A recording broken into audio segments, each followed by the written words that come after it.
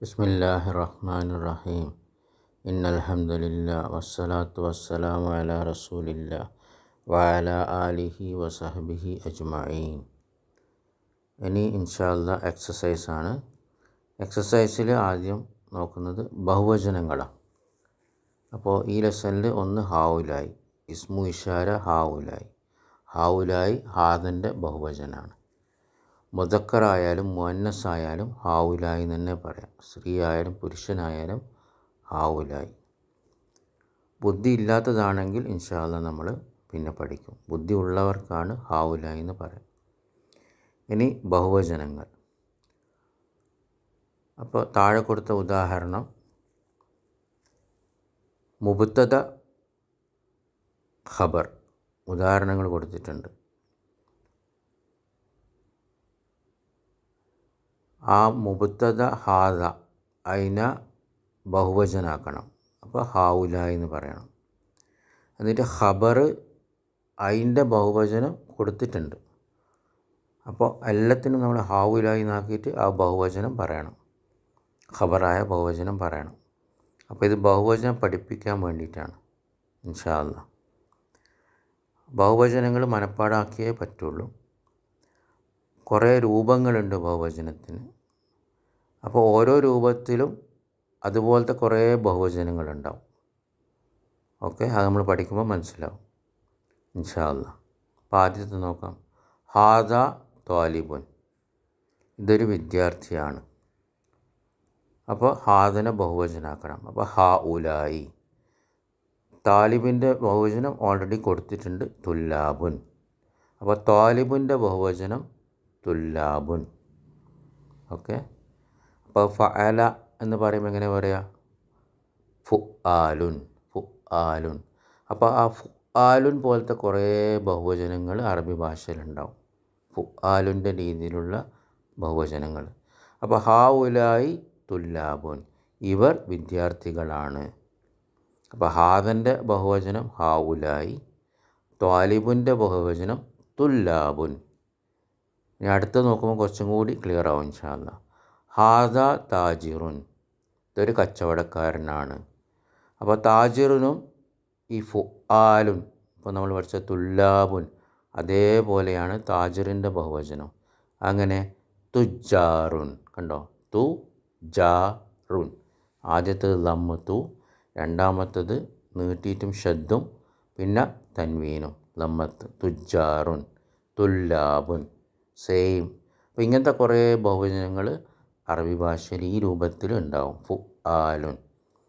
അപ്പോൾ ഹാദ താജിറുൻ, ഇതൊരു കച്ചവടക്കാരനാണ്. ഹാ ഉലായി തുജാറുൻ, ഇവർ കച്ചവടക്കാരാണ്. ഇക്കൂട്ടർ കച്ചവടക്കാരാണ്. അടുത്ത നോക്കൂ. ഹാദ ഹാജുൻ, ഇതൊരു ഹാജിയാണ്, ഹജ്ജ് ചെയ്ത ആളാണ്. അപ്പോൾ ഹാ ഉലായി ഹുജ്ജാജുൻ, ഇക്കൂട്ടർ അല്ലെങ്കിൽ ഇവർ ഹാജിമാരാണ്, ഹജ്ജ് ചെയ്തവരാണ്. അപ്പോൾ ഹാജുനാണ് ഹജ്ജ് ചെയ്ത ഒരാൾക്ക് പറയാം. ഹുജ്ജാജുനാണ് കുറേ പേര്, അതിൻ്റെ ബഹുവചനം ഹുജ്ജാജുൻ, ഹാജിമാർ എന്ന് പറയാം. അപ്പോൾ ഹാഉലായി ഹുജ്ജാജുൻ, ഇക്കൂട്ടർ അല്ലെങ്കിൽ ഇവർ ഹാജിമാരാണ്. ഇപ്പം കണ്ടോ, ഇതിൻ്റെ രൂപം അതേപോലെ തന്നെ. ഹുജ്ജാജുൻ, തുല്ലാബുൻ, തുജാറുൻ. അപ്പോൾ ഇവിടെ 3 ഉദാഹരണമാണ് കൊടുത്തത്. ഇങ്ങനത്തെ ബഹുവചന രൂപമുള്ള കുറേ ഉദാഹരണങ്ങൾ വേറെയുമുണ്ട്. പക്ഷെ ഇപ്പോൾ ഇത്ര മനപ്പാടാക്കേണ്ടി വരും ഇൻഷാ അല്ലാഹ്. ഇനി വേറൊരു രൂപം നോക്കാം ബഹുവചൻ്റെ. ഹാദ റജുലുൻ, ഇതൊരു പുരുഷനാണ്. അപ്പോൾ റജുലിൻ്റെ പുരുഷൻ എങ്ങനെ? റുജാലുൻ എന്നാണോ? അല്ല, റിജാലുൻ. റിജാലുൻ ഉണ്ടോ? രൂപം മാറി. അപ്പോൾ ഫി ആലുൻ, ഫഅല എന്നെങ്ങനെ പറയാം? ഫി ആലുൻ. അപ്പോൾ ഈ രൂപത്തിൽ കുറേ ബഹുവചനങ്ങൾ വേറെ ഉണ്ടാവും. ഇവിടെ നമ്മൾ 2, 3, 4 ഉദാഹരണങ്ങൾ പഠിക്കും ഇൻഷാ അല്ലാഹ്.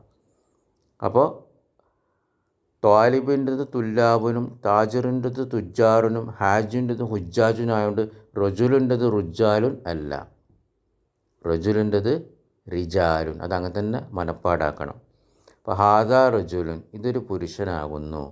ഹാ ഉലായി റിജാലുൻ, ഇവർ പുരുഷന്മാരാകുന്നു അല്ലെങ്കിൽ ഇക്കൂട്ടർ പുരുഷന്മാരാകുന്നു. അപ്പോൾ റജുലുൻ്റെത് റിജാലു എന്നാണ്. ഇനി വേറെ നോക്കാം. ഹാദ കബീറുൻ, ഇത് ഒരു വലിയവനാണ്, വലിയ ആളാണ്. ഹാദ കബീറുൻ. അപ്പോൾ കബീറിൻ്റെ ബഹുവചനം എന്താ? റിജാലുൻ ഫിആലുൻ, ആ രൂപത്തിൽ തന്നെ വരാം. കിബാറുൻ, ഹാഉലായി കിബാറുൻ, ഇവർ വലിയവരാണ്, അല്ലെങ്കിൽ ഇക്കൂട്ടർ വലിയവരാണ്. കുറച്ച് പ്രായമുള്ളവർക്കാണ് അങ്ങനെ പറയാം, കുറച്ച് പ്രായമുള്ളവർ. ഓക്കെ.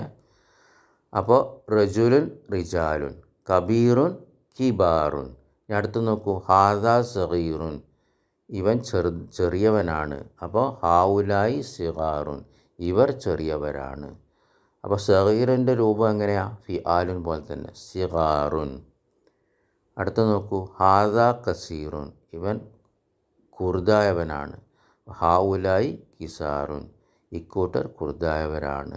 ഹാദ തവീലുൻ, ഇവൻ നീളമുള്ളവനാണ്. തവീൽ എന്ന് പറഞ്ഞാൽ നീളമുള്ളവൻ.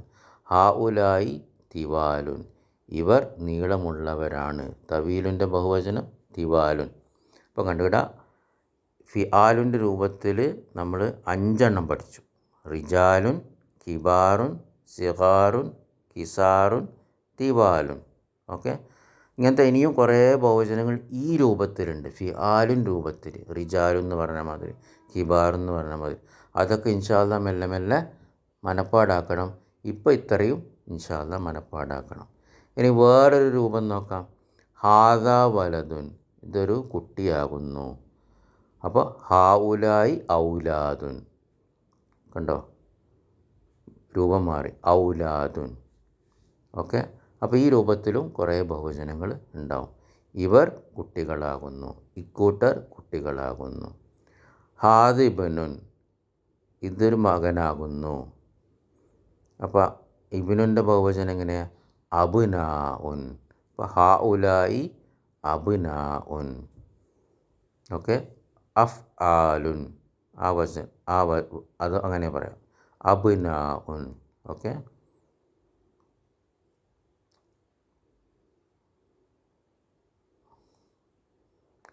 ഹാദ അമ്മുൻ, ഇത് ഉപ്പൻ്റെ ബ്രദറാണ്, ഉപ്പൻ്റെ ബ്രദർ. ഹാദ അമ്മുൻ. അപ്പോൾ അമ്മുൻ്റെ ബഹുവചനം എങ്ങനെ? ഹാഉലായി അഅ്മാമുൻ, ഇക്കൂട്ടർ ഉപ്പൻ്റെ കുറേ ബ്രദേഴ്സാണ്. അപ്പോൾ അമ്മുൻ്റെ ബഹുവചനം അഅ്മാമുൻ. അബ്നാവിൻ്റെ അതേ രൂപം പോലെ തന്നെ, അഅ്മാമുൻ. ഇനി ഷെയ്ഖുൻ എങ്ങനെ പറയാം? ഹാദ ഷെയ്ഖുൻ, ഇതൊരു ഷെയ്ഖാകുന്നു. ഹാഉലായി ഷുയൂഖുൻ, ഹാഉലായി ഷുയൂഖുൻ, ഇക്കൂട്ടർ ഇവർ ഷെയ്ഖുമാരാകുന്നു. അപ്പോൾ ബഹുവചനത്തിന് പല രൂപങ്ങളുണ്ട്. ഓരോ രൂപങ്ങളും നമ്മൾ അതിൻ്റെ അടിയിൽ കുറേ ബഹുവചനങ്ങളുണ്ടാവും. ഇപ്പോൾ തുല്ലാബുൻ, തുജാറുൻ, ഹുജാജുൻ പോലെ അങ്ങനത്തെ കുറേ എണ്ണം ഉണ്ടാവും. റിജാലുൻ, കിബാറുൻ, സിഗാറുൻ, കിസാറുൻ, തിബാലുൻ, അങ്ങനത്തെ കുറേ എണ്ണം ഉണ്ടാവും. ഔലാദുൻ, അങ്ങനത്തെ കുറേ എണ്ണം ഉണ്ടാവും. അബ്നാവുൻ, അഅ്മാവുൻ, മുൻ, അങ്ങനത്തെ കുറേ എണ്ണം ഉണ്ടാവും. അതുപോലെ ഷുയൂഖുൻ, അങ്ങനത്തെ കുറേ എണ്ണം ഉണ്ടാവും. ബാറക്കല്ലാഹു ഫീക്കും.